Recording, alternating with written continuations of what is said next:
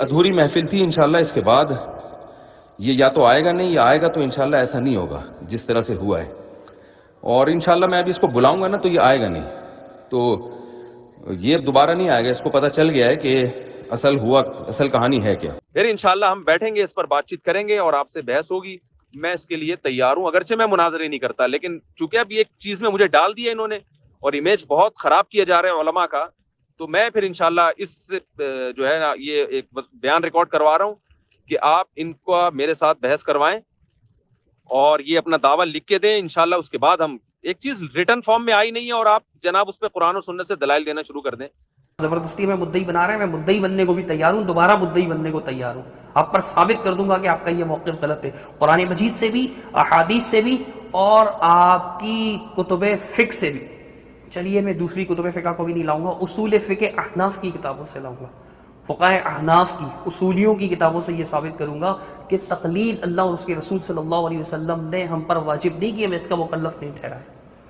تو آپ دوبارہ دعوت دیں گے نا تو ہم بسر و چشم آپ کی اس دعوت کو قبول کریں گے, پھر سے آپ کے لیے تحفہ بھی لائیں گے انشاءاللہ. بسم اللہ الرحمن الرحیم. مفتی طارق مسعود آپ سے مخاطب ہوں. اس وقت ایک میرے نام سے مناظرہ پر مشتمل کلپ ایک بہت زیادہ وائرل ہو رہا ہے فیس بک پر اور یوٹیوب پر, جس میں یہ عنوان لگایا جا رہا ہے کہ مفتی طارق مسعود صاحب کا اہل حدیث عالم سے مناظرہ, اور اس میں دکھایا گیا ہے کہ جی مفتی صاحب کو غصہ آ رہا ہے اور دلائل دے نہیں رہے ہیں, اور اس طرح کے لوگوں کے کمنٹس آ رہے ہیں.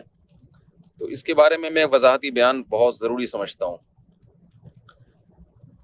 مسئلہ یہ ہے کہ یہ جو اہل حدیث عالم ہے جناب, یہ بہت دنوں سے مجھے مناظرے کا چیلنج کر رہے تھے کہ آپ مجھ سے مناظرہ کریں. تو میں نے ان سے کہا کہ ٹھیک ہے 3 طلاق کے موضوع پر بات کرتے ہیں. انہوں نے کہا نہیں 3 طلاق کے موضوع پر میں بات نہیں کروں گا, بلکہ ہم تقلید کے موضوع پر بات کریں گے. میں نے کہا چلیں پھر دونوں موضوعات پر بات کر لیتے ہیں. کہہ رہے نہیں صرف تقلید کے موضوع پر بات ہوگی, پھر بعد میں کبھی ہم اس دوسرے موضوع پر کر لیں گے. میں نے کہا چلیں ٹھیک ہے پھر تقلید کے موضوع پر کرتے ہیں.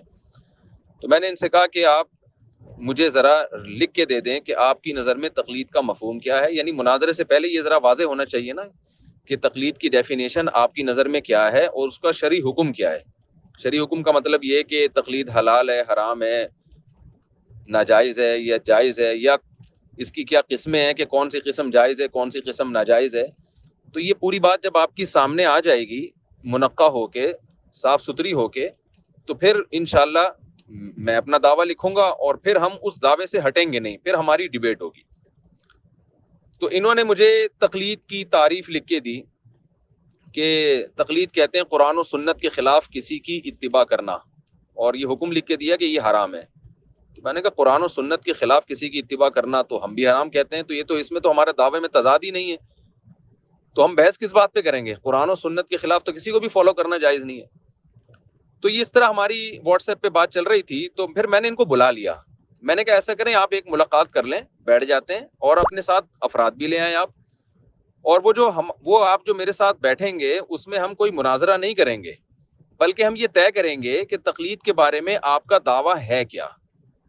یعنی سب سے پہلے آپ اس میں لکھیں گے تقلید کی آپ کی نظر میں تعریف ہے کیا, کسے کہتے ہیں تقلید. اور دوسری بات یہ کہ پھر جس کو آپ تقلید کہہ رہے ہیں اس کا شرعی حکم کیا ہے, وہ حلال ہے حرام ہے. تو یہ ریٹن فارم میں آپ لکھیں گے. چونکہ چیلنج آپ نے کیا ہے تو پہلے آپ لکھیں گے, اس کے بعد پھر میرا جو دعویٰ ہے وہ میں لکھوں گا. تو پھر ہم اگلی نشست میں انشاءاللہ ہم اس پر بحث کریں گے. اور میں نے کہا میں مناظرہ نہیں کرتا, نہ میں مناظروں کا عادی ہوں. ہم آرام سے فہم و تفہیم کی ایک مجلس ہوگی جس میں آپ اپنے دلائل دیں گے, میں اپنے دلائل دوں گا, لیکن پہلے دعویٰ تو ریٹن فارم میں سامنے آئے نا. میں نے ان سے کہا ورنہ ہم جو ہے نا ایک تو مرغوں کی لڑائی جیسے ہوتی ہے اس طرح کی ہے کہ یہ بحث بن جائے گی کہ جیسے کوئی لڑ رہے ہوں بے مقصد. تو ان کو جب میں نے بلایا یہ آئے بیٹھے, بیٹھنے کے بعد بھی میں نے ان کو یہ واضح کرایا. پہلے میں نے ان سے کہا میں صرف 10-15 منٹ بیٹھوں گا کیونکہ میرا سفر بھی ہے اور ہماری یہ مجلس بحث کی ہے ہی نہیں, لہذا اس میں یہ بات ہی فضول ہے کہ میں دلائل دوں یا آپ دلائل دیں. دلائل کی دنیا میں ابھی ہم نے نہیں جانا, دلائل ہم اگلی نشست میں بحث کریں گے. ابھی ہم صرف یہ کہ آپ کا دعویٰ کیا ہے. تو میں نے کہا کہ اب آپ بتائیے کہ آپ کا دعویٰ کیا ہے. میں یہ چاہ رہا تھا کہ یہ اپنا دعویٰ واضح کریں اور یہ کسی ایک بات پہ ٹکیں تو پھر میں اس کو ریٹن فارم میں لے کر آؤں, اور پھر میں اپنا دعویٰ کروں گا تو یہ اس کو واضح کریں گے اور پھر اس کو ہم ریٹن فارم میں لے کر آئیں گے, یعنی یہ اس کو سمجھیں گے کہ واقعی دعویٰ آپ کا ہے کیا. تو تنقیح کے بعد ایک ان کا دعویٰ آئے گا, ایک میرا دعویٰ آئے گا, اور پھر ہم انشاءاللہ اگلی نشست میں اس پر ہم بات کریں گے. لیکن یہاں گڑبڑ یہ ہوئی کہ یہ بیٹھے ہیں, ان سے جب میں نے سوال پوچھا کہ تقلید کسے کہتے ہیں, انہوں نے جواب دیا کہ تقلید کہتے ہیں بغیر دلیل کے کسی کی بات کو ماننا یا اس کو فالو کرنا. حالانکہ یہ تقلید کی ڈیفینیشن غلط, میری نظر میں یہ ڈیفینیشن غلط کی تھی, لیکن میں اس بحث میں نہیں پڑھنا چاہ رہا تھا کہ یہ ڈیفینیشن صحیح ہے یا غلط ہے. میں نے کہا چلیں آپ نے یہ ڈیفینیشن کی ہے کہ تقلید کہتے ہیں بغیر دلیل کے کسی کی بات کو فالو کرنا, تو یہ تو ٹھیک ہے, تقلید کی تعریف ہو گئی, ہم اس کو لکھ لیں گے, ٹھیک ہے. اب یہ بتائیے کہ اس کا حکم کیا ہے, یہ عمل شرعن جائز ہے یا ناجائز؟ انہوں نے کہا کہ ناجائز ہے. میں نے کہا ہر ایک کے لیے اور کسی کی بھی تقلید کی جائے ناجائز ہے؟ انہوں نے کہا جی ہاں ناجائز ہے. میں نے کہا اگر کوئی تابعی صحابی کی تقلید کرتا ہے وہ بھی ناجائز؟ انہوں نے کہا وہ بھی ناجائز.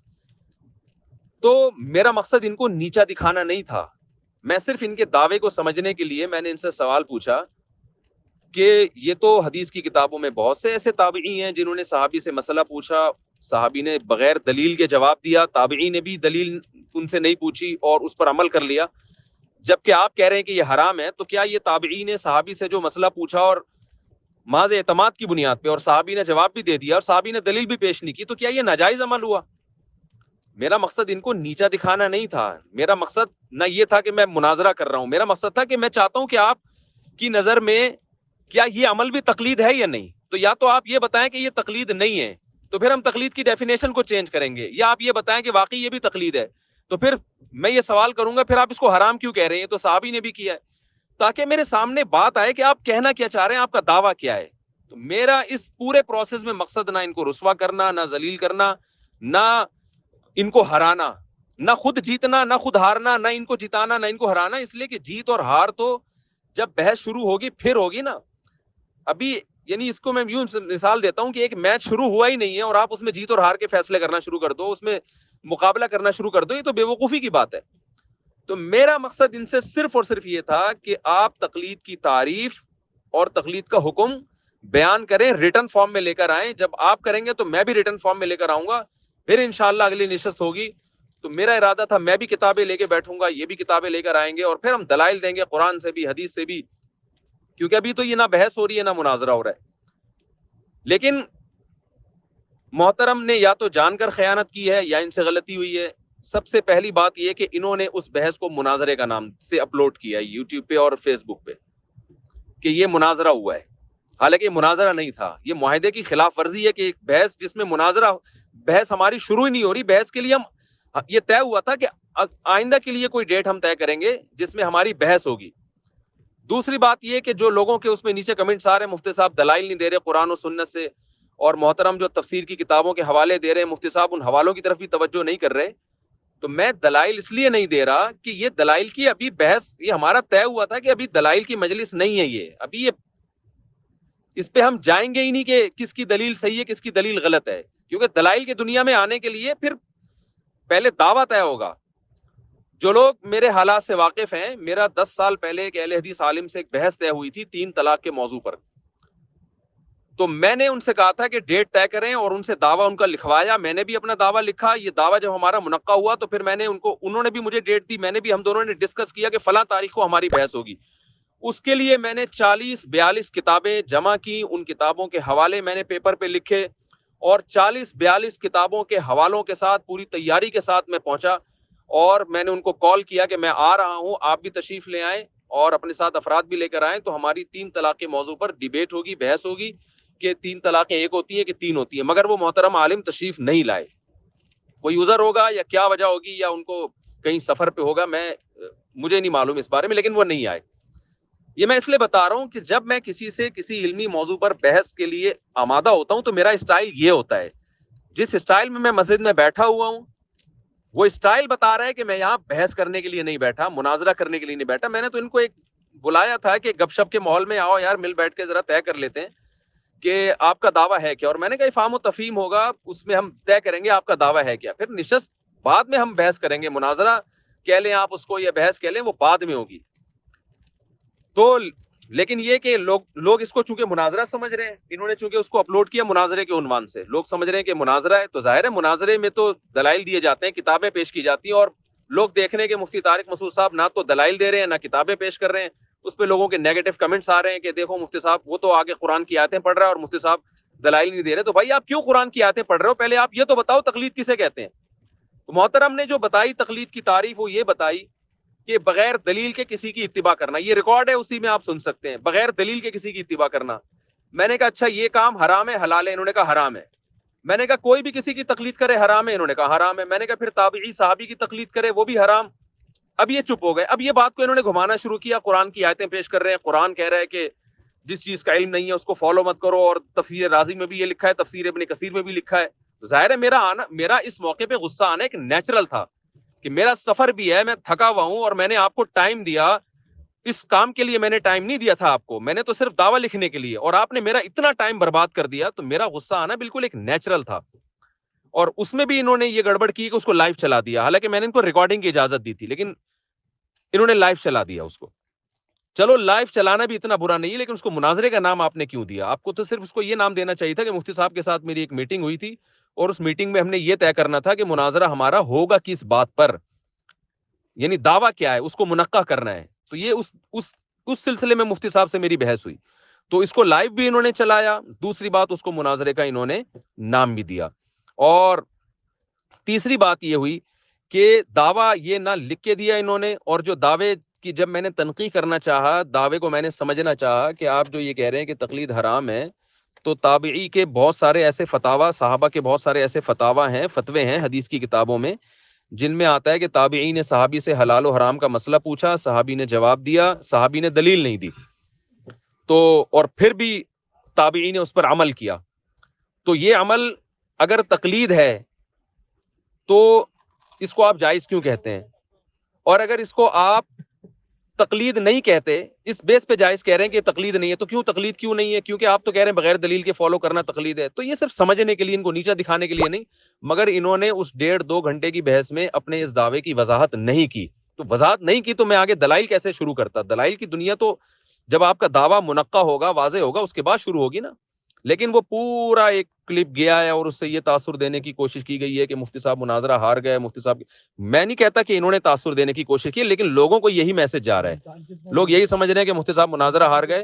تو ایسا نہیں ہے، اگر آپ نے بحث کرنی ہے تو میں آپ کو دوبارہ دعوت دیتا ہوں، کیونکہ میں نے اگر یہ واقعی ڈیبیٹ کرنی ہوتی نا اس موضوع پر کہ تقلید حلال ہے حرام ہے جائز ہے واجب ہے کیا ہے، تو میں ان سے دعویٰ لکھوانے کے بعد پھر ان کو جب دوبارہ بلاتا تو پھر یہاں نہیں بیٹھتا، میں اسٹوڈیو میں بیٹھتا، میں اپنا کیمرہ بھی لگاتا، ان کا کیمرہ بھی، اور لائیو ہم اس کو چلاتے، پھر آپ دیکھتے کہ دلائل کی دنیا میں کس کا پلڑا انشاءاللہ بھاری ہے۔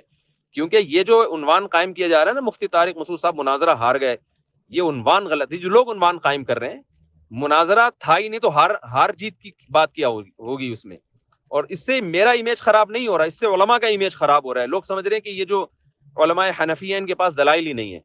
تو اس لیے مجھے یہ بہت ضروری میں نے سمجھا کہ میں یہ وضاحتی اپنا کلپ جاری کروں، کیونکہ میں سفر میں ہوں، میرا ارادہ تھا میں ویڈیو کلپ جاری کروں گا، لیکن اس کا مجھے موقع نہیں مل رہا، 24 گھنٹے ہو گئے مجھے مسلسل سفر کرتے ہوئے، تو اس لیے میں نے یہ آڈیو بیان جاری کیا ہے۔ تو میں سفر سے واپسی پر جناب کو میں دوبارہ دعوت دیتا ہوں کہ اگر آپ نے اس موضوع پر بحث کرنی ہے، میں مناظرہ نہیں کرتا، میں بہت اعتدال سے، افہام و تفہیم سے، محبت سے آپ سے بات کروں گا، تو آپ اپنا دعویٰ لکھ کے دیں، اور اس میں ہم آپ سے وضاحت ضرور طلب کریں گے کہ آپ اس کو واضح کریں کہ یہ دعویٰ آپ کا ہے کیا، اور پھر اس پہ ٹکے رہیں، آپ اس سے ہلیں نہیں۔ پھر انشاءاللہ میں بھی اپنا دعویٰ لکھوں گا، پھر اگر ہمارے دعووں میں ٹکراؤ ہوا تو ہم انشاءاللہ اس پر بحث کریں گے، بیٹھ کے قرآن و سنت کی روشنی میں، قرآن سے بھی دلائل دیں گے، حدیث سے بھی، تفسیر رازی کے حوالے بھی آئیں گے، تفسیر ابن کثیر کے حوالے بھی آئیں گے انشاءاللہ، اگر آپ مانگیں گے تو۔ ورنہ میں سمجھتا ہوں کہ جب بات قرآن و سنت سے ہو رہی ہے تو قرآن و سنت کے حوالے کافی ہیں، لیکن بہرحال کتابوں کے حوالے بھی آئیں گے۔ تو چونکہ ابھی دلائل کی بات ہوئی نہیں تھی تو انہوں نے خام خواہ میں قرآن کی آیت میں تفسیروں کے حوالے پیش کرنا شروع کیے۔ مجھے ظاہر ہے میرا غصہ آنا نیچرل تھا کہ آپ سے سوال کیا پوچھا جا رہا ہے، آپ جواب کیا دے رہے ہیں، اور میرا ٹائم آپ نے 1.5 سے 1.25 گھنٹے میرے ایک فضول بحث میں لگا دیے۔ تو اس غصے میں میرے زبان سے نازیبہ الفاظ بھی نکلے، اور اس پر میں نے ان سے معذرت بھی کی، اور وہ الفاظ میری زبان سے جو نکلے مجھے بھی احساس ہوا کہ یہ نہیں مجھے نکالنے چاہیے تھا، مجھے غصہ نہیں کرنا چاہیے تھا، لیکن میں سمجھتا ہوں اس غصے کے لانے کے جہاں میری غلطی ہے لیکن اس غصے کے کا سبب بہرحال یہ محترم بنے ہیں کیونکہ ان سے جو بات طے ہوئی تھی یہ اس بات پہ ٹکے نہیں اور انہوں نے اس کو مناظرے کی طرف لے جانے کی کوشش کی ہے. ہمارے بعض حضرات کو اس پر بھی اشکال ہوا ہے کہ شاید وہ یہ سمجھیں کہ میں حضرت مولانا امین اوکاڑوی صاحب کی شان میں نے گستاخی کی ہے. تو یہ بھی میں وضاحت کر دوں, مولانا امین اوکاڑوی صاحب بہت بڑے یعنی عالم تھے, صاحب علم تھے. میں نے صرف ان کے بارے میں یہ کہا ہے کہ وہ مفتی نہیں تھے. محقق نہیں تھے کا مطلب بھی یہ کہ مفتی, لیکن وہی بات ہے نا کہ یہ انہوں نے لائیو کر دیا. تو یہ سب چیزیں ریکارڈ ہوتی ہیں تو انسان ایک ایک لفظ سوچ سمجھ کے سنبھال کے بولتا ہے.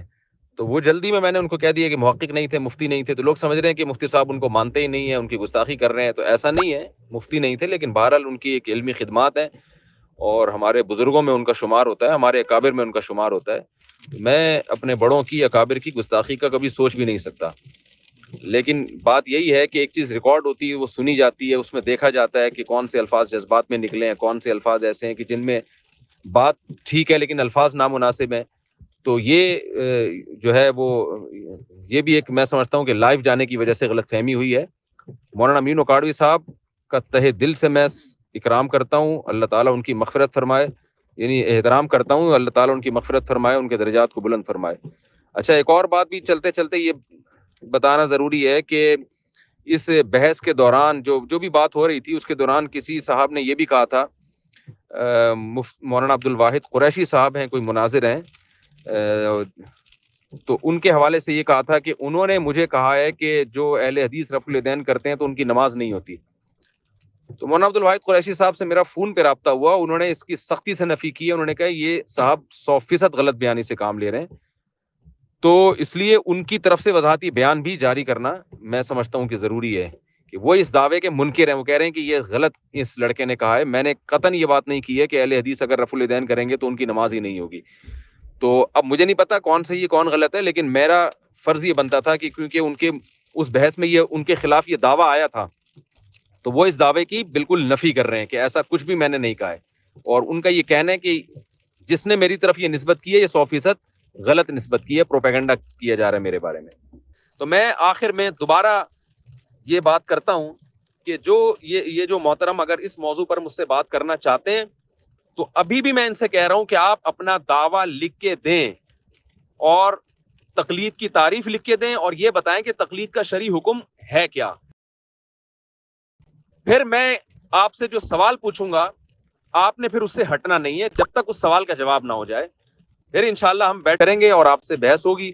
میں اس کے لیے تیار ہوں, اگرچہ میں مناظرے نہیں کرتا, لیکن چونکہ اب یہ ایک چیز میں مجھے ڈال دیا انہوں نے اور امیج بہت خراب کیا جا رہا ہے علماء کا, تو میں پھر انشاءاللہ اس جو ہے نا یہ ایک بیان ریکارڈ کروا رہا ہوں کہ آپ ان کو میرے ساتھ بحث کروائیں اور یہ اپنا دعویٰ لکھ کے دیں. انشاءاللہ اس کے بعد ہم ایک چیز ریٹن فارم میں آئی نہیں ہے اور آپ جناب اس پہ قرآن و سنت سے دلائل دینا شروع کر دیں تو یہ دنیا میں کوئی بھی عقل مند اس کی آپ کو اجازت نہیں دیتا. تو میرا خیال ہے اتنی بات کافی ہے اور خلاصہ اس کا یہی ہے کہ مناظرہ نہیں تھا. یہ جب مناظرہ نہیں تھا تو اس میں دلائل کی تو بات ہی, دلائل سے بحث کرنا ہی غلط ہے. اللہ تعالی ہم سب کو سمجھنے کی عمل کی توفیق عطا فرمائے اور ہمیں امت کی خیر خواہی کی توفیق عطا فرمائے. الحمدللہ وحدہ والصلاة والسلام علی من لا نبی بعدہ اشہد ان لا الہ الا اللہ وحدہ لا شریک لہ واشہد ان محمدا عبدہ ورسولہ. اما بعد, عزیز ساتھیوں, 20 مارچ 2021 کو میری اور یوٹیوب کے معروف اسکالر مفتی طارق مسعود صاحب کے درمیان ایک ملاقات ہوئی اور ہماری اس ملاقات میں مسئلہ تقلید پر کچھ گفتگو بھی ہوئی جو ہماری طرف سے لائیو نشر کی گئی تھی اور الحمدللہ مختلف پیجز پر اسے اپلوڈ کیا گیا. لاکھوں لوگوں نے اس گفتگو کو دیکھا. الحمدللہ یہ گفتگو بہت ہی پرامن ماحول میں اور ایک دوسرے کے احترام کو مد نظر رکھتے ہوئے بڑی شائستگی سے یہ گفتگو ہوئی. ٹھیک ہے, بعض اوقات ایک دوسرے پر آوازیں بھی بلند ہوئیں, لیکن کوئی ایسی بات نہیں ہوئی کہ جس کے بارے میں کہا جا سکے کہ فریق ثانی کے شایان شان نہیں تھی یا ان کی عزت کو پامال کیا گیا یا اس کی دل آزاری کا سبب بنا. ایسی کوئی بات الحمدللہ ہمارے درمیان نہیں ہوئی. اور گفتگو کے بعد میری اور مفتی طارق مسعود صاحب کی بہت اچھے انداز سے ملاقات بھی ہوئی, ہم ایک دوسرے سے گلے ملے اور رخصت ہو گئے. یہ گفتگو چلتی رہی مختلف سوشل نیٹ ورکس پر, پیجز پر, یوٹیوب پر. مختلف لوگ اپنے اپنے چینلز پر اپنے اپنے ذرائع سے اس کو پھیلا رہے تھے اور لاکھوں لوگوں نے اس کو سنا بھی اپنے اپنے ظرف کے مطابق اور اپنی اپنی سمجھ کے مطابق. لوگوں نے اس پر کمنٹس اور تبصرے بھی کیے. اس کے تقریباً 2 دن بعد ہی 7 منٹ پر مشتمل مفتی طارق مسعود صاحب کا ایک وضاحتی بیان سامنے آیا آڈیو کی صورت میں.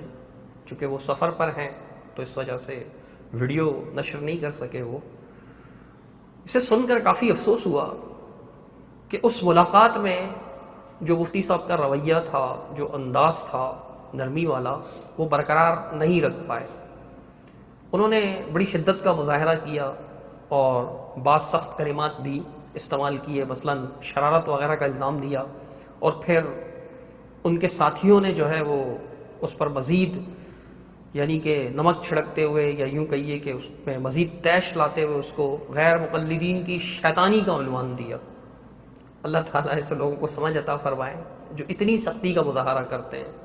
بہرحال مفتی طارق مسعود صاحب نے اس میں کچھ باتیں کی اور پھر اس کے بعد ان کے آفیشیل پیج پر جو 17 منٹ کی وضاحت آئی اس میں بھی انہوں نے کچھ ایسی باتیں کی کہ بہت سے ساتھیوں نے ہم سے مطالبہ کیا کہ ان کے جوابات دیجیے, ان کی حقیقت واضح کیجیے کہ ایسا کیا ہوا تھا.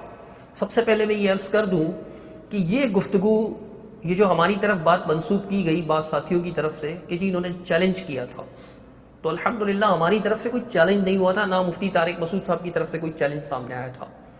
یہ بعض دوستوں کی خواہش تھی, ایک ان کے طرف کے دوست تھے, ایک ہماری طرف کے دوست تھے.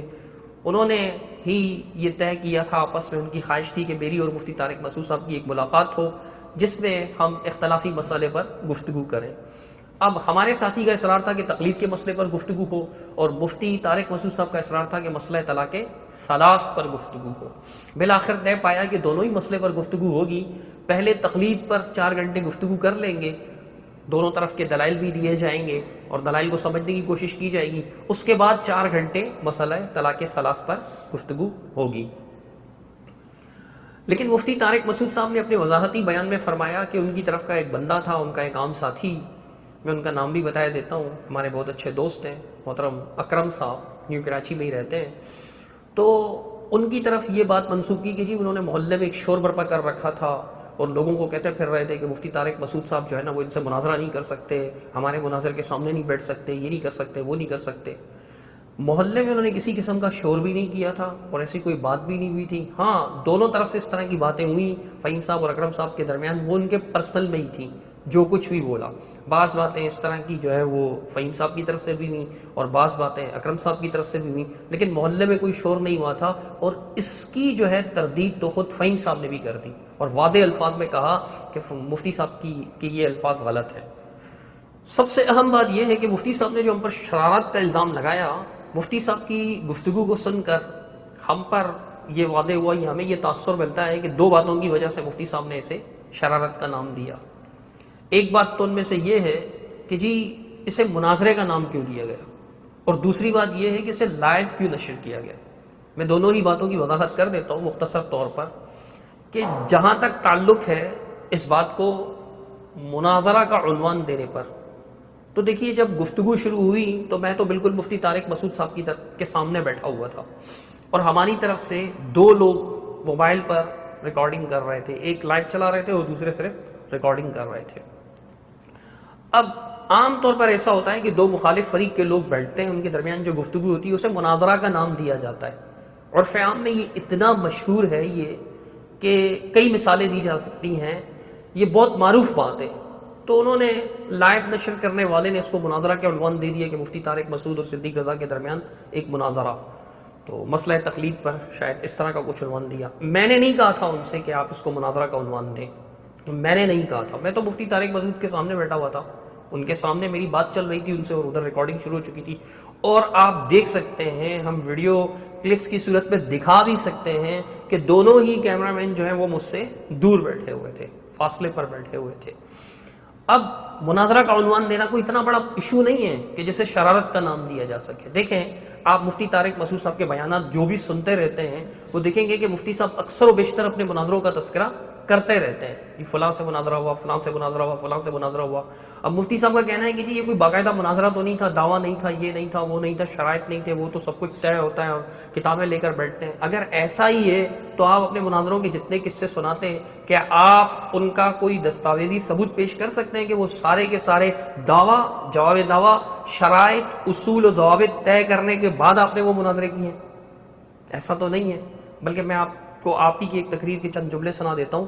آپ بڑے مطلب ایک انداز سے یہ بات بیان فرما رہے ہیں، اپنا کلپ خود سن لیجئے جس میں آپ بتا رہے ہیں کہ آپ کے سارے ہی مناظرے اچانک ہوئے ہیں. سارے ہی مناظرے اپنے الفاظ خود ہی سن لیجئے. ایک صاحب آئے منکر حدیث تھے.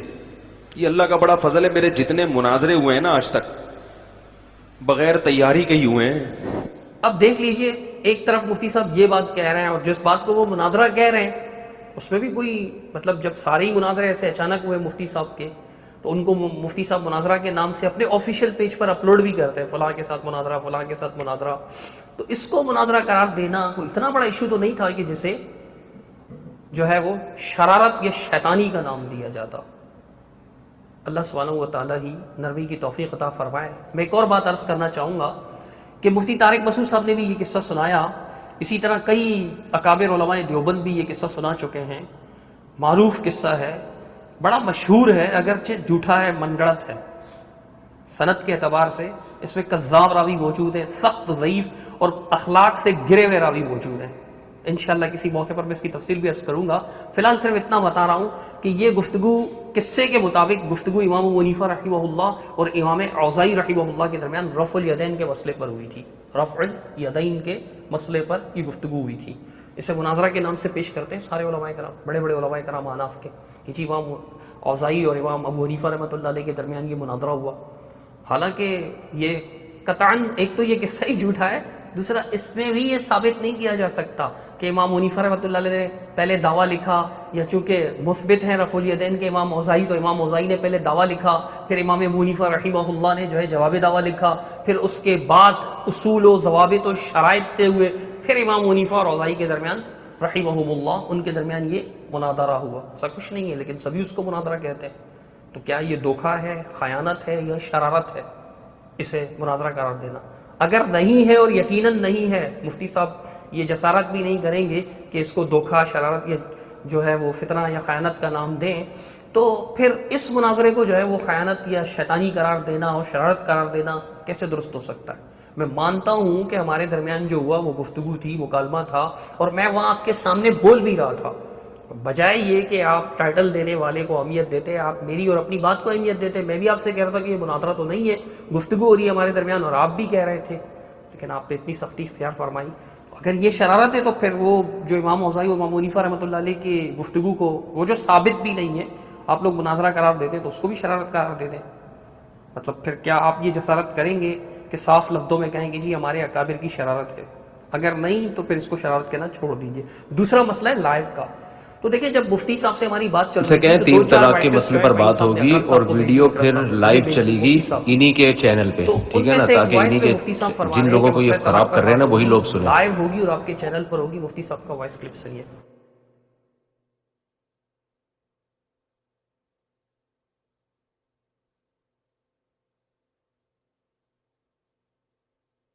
اب مفتی صاحب خود ہی کہہ رہے ہیں کہ جی لائیو ہوگا اور آپ کے چینل پر ہوگا. کہنے والا کہہ سکتا ہے اور خود مفتی طارق مسعود صاحب بھی ارشاد فرما سکتے ہیں کہ جی میں نے تو طلاق ثلاث کے مسئلے پر کہا تھا نا کہ لائیو ہوگا، آپ کے چینل پر ہوگا. دیکھیں مسئلہ طلاق ثلاث ہو یا مسئلہ تقلید، دونوں پر اختلاف ہے، اور تقلید کی بعض صورتوں کو تو خود اکابر علماء احناف و دیوبند بھی شرک، کفر قرار دے چکے ہیں. مسئلہ طلاق پر کم از کم یہ نوعیت تو پیدا نہیں ہوتی شرک و کفر کی. جب مسئلہ طلاق ثلاث پر آپ لائیو گفتگو کی اجازت دیتے ہیں اور بلکہ حکم دیتے ہیں، دعوت دیتے ہیں کہ کیمرہ لے کر آنا، اپنے چینل پر چلانا تاکہ لوگوں کو پتہ چلے. ہم نے اسی وائس کے پیش نظر جو ہے وہ لائیو چلایا تھا. یہ کوئی دھوکہ اور خیانت تو نہیں ہے، خود آپ کا حکم تھا. اگر لائیو چلانے کو آپ دھوکہ قرار دے رہے ہیں تو پھر یہ بھی دھوکہ نہیں ہے، آپ کے حکم پر عمل ہوا ہے. تو کیا آپ نے دھوکہ دینے کا حکم دیا تھا مفتی طارق مسعود صاحب؟ جب آپ یہ بات کہہ رہے تھے لوگوں کو لے کر آنا، اپنے کیمرے لے کر آنا، یہ کرنا، تو کیا یہ سب آپ دھوکے کی دعوت دے رہے تھے، شرارت کی دعوت دے رہے تھے، یا آپ کے ساتھیوں نے جو عنوان دیا شیطانی کی دعوت دے رہے تھے؟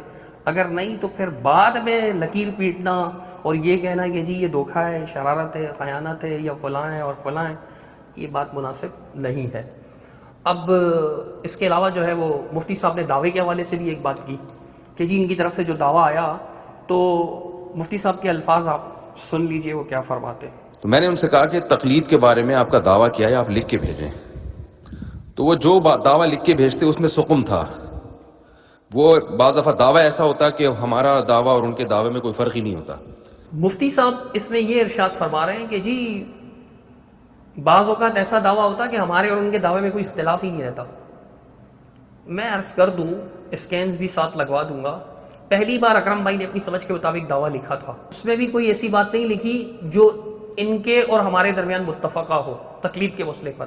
دوسری بار خود میں نے دعویٰ لکھا تھا کہ جب مفتی صاحب نے کہا کہ یہ وعدے نہیں ہیں، کیونکہ ان کی طرف سے فہیم بھائی وائسز کر رہے تھے کہ بھئی شرک ہے، بدعت ہے، بتاؤ کیا ہے، آپ لوگ تو کہتے ہو نا کہ تقلید شرک ہے وغیرہ، تو میں انشاءاللہ اس پر مستقل کلپ ریکارڈ کرواؤں گا کہ یہ جو شرک کہتے ہیں نا تو کس صورت کو کہتے ہیں، اور اس صورت کو علماء حناف بھی شرک کہتے ہیں۔ تو میں نے وہاں جو دعویٰ لکھا وہ یہ دعویٰ یہ تھا، مختصر بتا رہا ہوں اور اسکین ہم ساتھ لگا دیں گے، آپ پڑھ لیجئے گا، کہ اللہ اور اس کے رسول صلی اللہ تعالی علیہ وسلم کی طرف سے 4 ائمہ میں سے کسی بھی امام کی، بلکہ کسی بھی اہل علم امام کی جو ہے اللہ سبحانہ وتعالیٰ نے اور رسول اللہ صلی اللہ علیہ وسلم نے کسی بھی مسلم پر ان کی تقلید کو، ان کی اتباع کو، ان کی پیروی کو واجب یا لازم نہیں کیا۔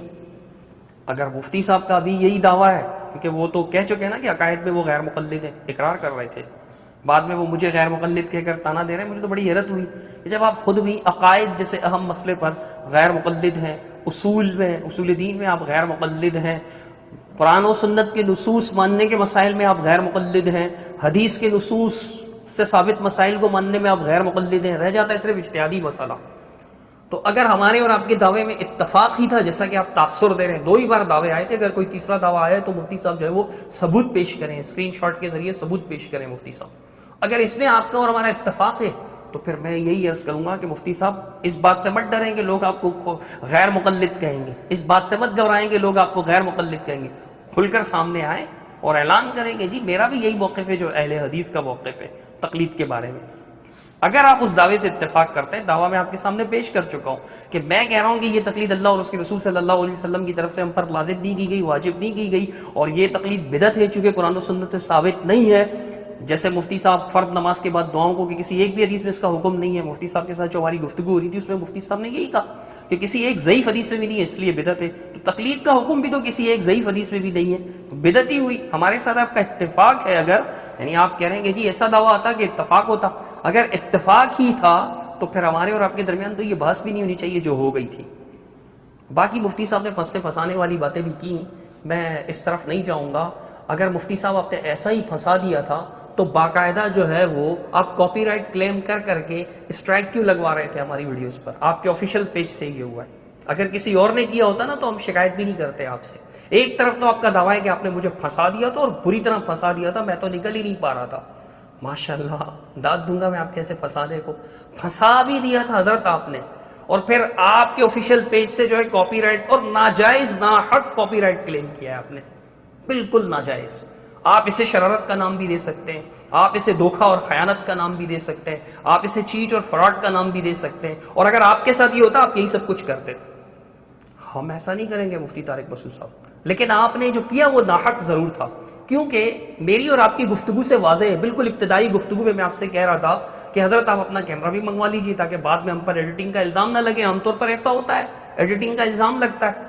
تو آپ نے ارشاد فرمایا کہ نہیں، یہ جو 7 مولانا بیٹھے ہوئے الشیخ مجیب الرحمن صاحب حفظہ اللہ، یہ جامعہ فاروقیہ سے فارغ ہیں، میں ان کو تھوڑا بہت جانتا ہوں، تو ایسا نہیں ہوگا انشاءاللہ۔ تو ہم نے تو لائیو چلایا بھی اسی لیے تھا کہ کوئی ایڈیٹنگ کا الزام ہی نہ لگائے دنیا کے سامنے، اور پہلی گفتگو جو ہوئی جس شکل میں ہوئی، جس صورت میں ہوئی، جو بھی الفاظ بولے گئے من و عن لوگوں کے سامنے پہنچ جائے، ہم نے تو اس وجہ سے لائیو چلایا۔ تو مفتی صاحب نے فرمایا کہ نہیں یہ کافی ہے، پھر مفتی صاحب نے پگڑی منگوائی، اپنا امامہ شریف منگوایا، میں یہ سمجھا کہ شاید انہوں نے کیمرہ منگوایا، تو میں رک گیا، انتظار کرنے لگا۔ مفتی صاحب نے کہا بات کیجئے، میں نے کہا حضرت وہ آپ کا کیمرہ آ جائے، آپ نے منگوایا نا؟ تو کہنے لگے بھائی میں نے کیمرہ نہیں، پگڑی منگوائی ہے۔ تو مطلب آپ کا کیمرہ تھا ہی نہیں۔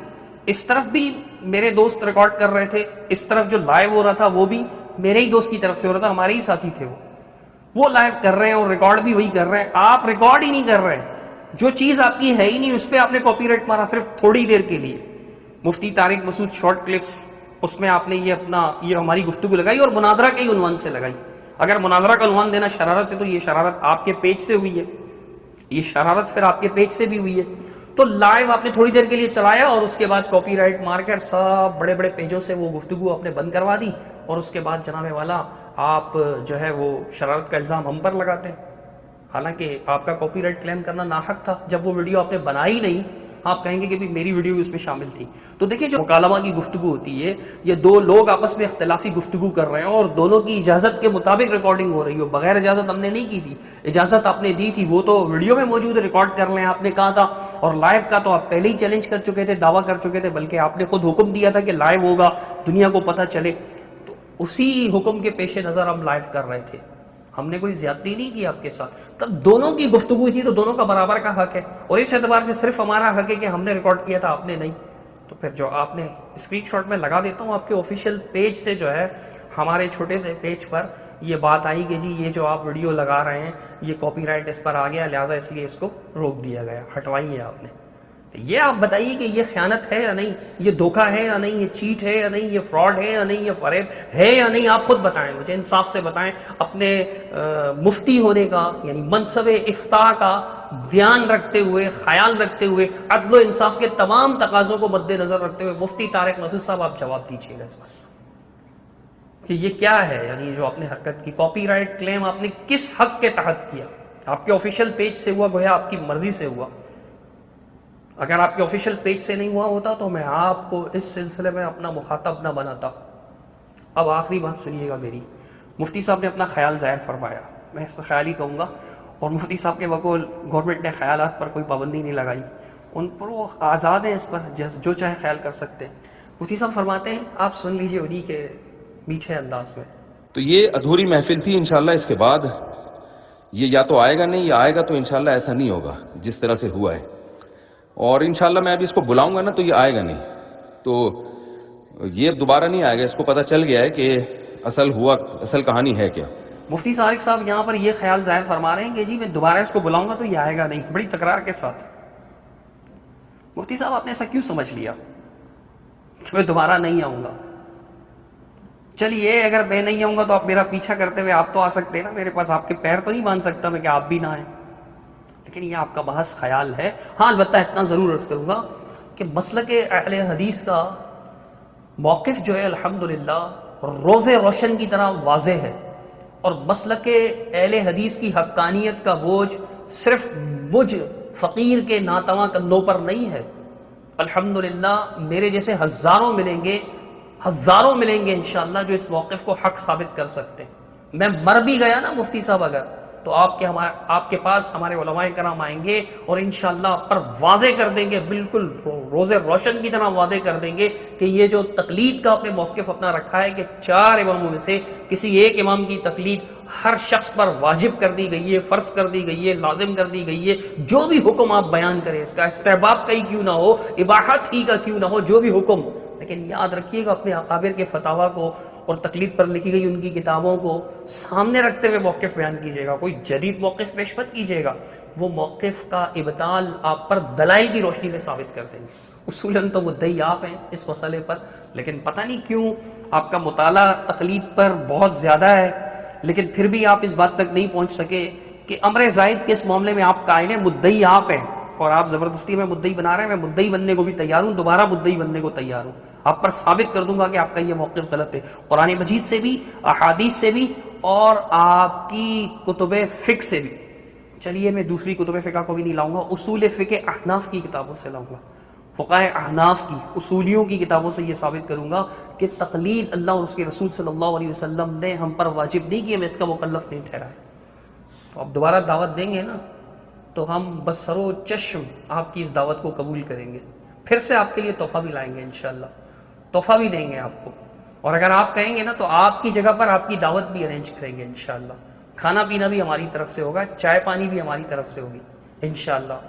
تو ہوگی برادرانہ ماحول میں. آپ کو میں اپنا بھائی سمجھتا ہوں, بھائی بھائی سے ملاقات کرنے سے انکار کہاں کرتا ہے؟ بھائیوں کے درمیان اختلافات بھی ہو جاتے ہیں، لیکن بھائی ان اختلافات کو حل کرنے کے لیے بیٹھنے سے، مجلس کرنے سے، بات چیت کرنے سے، گفتگو شنید سے انکار نہیں کرتے اگر بھائیوں کو اللہ تعالیٰ نے سمجھ عطا فرمائی ہو۔ تو الحمدللہ آپ بھی سمجھدار ہیں، تھوڑی سی سمجھ مجھے بھی ملی ہوئی ہے، تو انشاءاللہ مل جل کر بیٹھیں گے دوبارہ۔ آپ فرما رہے تھے نا کہ محفل ادھوری تھی، یہ ادھورا پن اس کا ختم کریں گے انشاءاللہ، لیکن اب کے جو ہے نا تمام چیزیں طے کریں گے، شرائط، ضوابط، اصول، پھر آپ ہی کے پیج پر لائیو ہوگا۔ ہاں لیکن ہمیں بھی اجازت دیجیے گا، سائڈ پر ہمارا بھی کیمرہ لگا ہوا ہوگا، ادھر سے بھی لائیو ہو رہا ہوگا، دونوں طرف سے لائیو ہو رہا ہوگا۔ چلیے دو کیمرے ہوں گے، ایک دو آپ کی طرف سے، دو ہماری طرف سے، ایک میں آپ کا لائیو چل رہا ہوگا، ایک میں ریکارڈ ہو رہا ہوگا، ایک میں ہمارے پیج پر کسی بھی چھوٹے یا بڑے پیج پر لائیو چل رہا ہوگا اور دوسری طرف ریکارڈ ہو رہا ہوگا۔ کہیے کب دعوت دیتے ہیں؟ میں انتظار کر رہا ہوں آپ کی دعوت کا، لیکن اپنے آفیشیل پیج پر دعوت دیجیے گا مفتی صاحب، آپ پیار سے دعوت دیں اور میں نہ ہوں، ایسا نہیں ہو سکتا۔ بڑی محبت ہے ہمارے درمیان اور یہ محبت قائم رہے گی انشاءاللہ، اور گفتگو ہوگی اللہ کے فضل و کرم سے۔ بس میں آپ کا زیادہ وقت نہیں لینا چاہوں گا، بہت سی ایسی باتیں ہیں جن کی وضاحت یعنی کرنی چاہیے کسی اور فرصت میں صحیح انشاءاللہ۔ سر دست میں اتنی ہی وضاحت کافی سمجھتا ہوں۔ انشاءاللہ جلد ملاقات کی آپ دعوت دیں گے، اور میں انشاءاللہ جو ہے نا وہ آپ کو ویڈیو میں جواب دوں گا کہ بالکل جی میں آپ کی اس دعوت کو قبول کرتا ہوں، اپنے مصروف ترین اوقات میں سے آپ کچھ وقت نکال لیجئے، دعوت دیجئے، انشاءاللہ میں آپ کے سامنے دوبارہ حاضر ہوں گا، اور ہم دونوں بیٹھ کر اسی طرح بھائیوں کی طرح اس مسئلے پر بات کریں گے، اصول و ضوابط کو برابر کا وقت لیں گے دونوں۔ ایسا نہیں کہ مائک میرے ہاتھ میں آ گیا تو میں چھوڑنے کو تیار نہ ہوں، آپ کے ہاتھ میں آ جائے تو آپ چھوڑنے کے لیے تیار نہ ہوں، ایسا نہیں ہوگا۔ صرف اس بنا پر جو ہے نا اصول و ضوابط طے کر لیں گے۔ بس اتنی سی بات کہہ کر میں اپنی بات ختم کرنا چاہوں گا۔ پھر سے عرض کروں گا مفتی طارق مسعود صاحب، اگر میری کوئی بات آپ کو بری لگی یا ناگوار خاطر محسوس ہوئی تو معاف فرما دیجیے گا اللہ کی رضا کے لیے۔ میں نے پوری کوشش کی کہ آپ کوئی ایسا جملہ نہ بولوں جو آپ کے شایان شان نہ ہو۔ اللہ سبحانہ و تعالیٰ محبتیں پیدا فرمائے، اور محبت کے ساتھ، پیار کے ساتھ، اخلاق کے ساتھ، آداب الاختلاف کو مد نظر رکھتے ہوئے اختلافات کو حل کرنے کی، یہ اختلافات کا وسیع پارٹ ہے، اس کو ختم کرنے کی اللہ سبحانہ و تعالیٰ ہم دونوں کو توفیق عطا فرمائے۔ اقول قولی ھذا استغفر اللہ لی ولکم ولسائر المسلمین اجمعین برحمتک یا ارحم الراحمین۔